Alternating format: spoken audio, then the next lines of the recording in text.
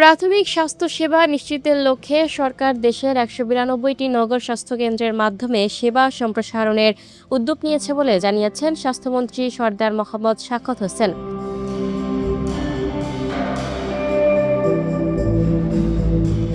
বৃহস্পতিবার ৯ জুলাই রাজধানীর একটি হোটেলে নগর এলাকায় প্রাথমিক স্বাস্থ্যসেবা সম্প্রসারণ শীর্ষক আলোচনা সভায় তিনি এ তথ্য জানান।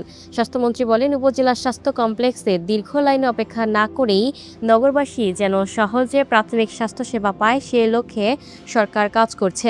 এতে বিশেষ করে নিম্ন আয়ের মানুষের দোরগোড়ায় স্বাস্থ্যসেবা পৌঁছে দেওয়া আরও সহজ হবে। দেশের প্রতিটি নাগরিকের জন্য মানসম্মত প্রাথমিক স্বাস্থ্যসেবা নিশ্চিত করা সরকারের প্রধান লক্ষ্য উল্লেখ করে স্বাস্থ্যমন্ত্রী বলেন, উপজেলা পর্যায়ে কিডনি ডায়ালাইসিস সেবা চালু করা হচ্ছে। একই সঙ্গে ৫০ শয্যা ও জেলা হাসপাতালগুলোতেও ডায়ালাইসিস সুবিধা সম্প্রসারণ করা হবে। তিনি বলেন, নতুন অবকাঠামো, ভবন ও বিভিন্ন কার্যক্রম বাস্তবায়ন করা হচ্ছে যাতে দেশের কোনো গ্রাম চিকিৎসা সেবা থেকে বঞ্চিত না থাকে। চিকিৎসার অভাবে যেন কোনো মানুষের প্রাণহানি না ঘটে সে লক্ষ্যেই স্বাস্থ্যসেবার পরিধি বাড়ানো হচ্ছে বলেও জানান স্বাস্থ্যমন্ত্রী।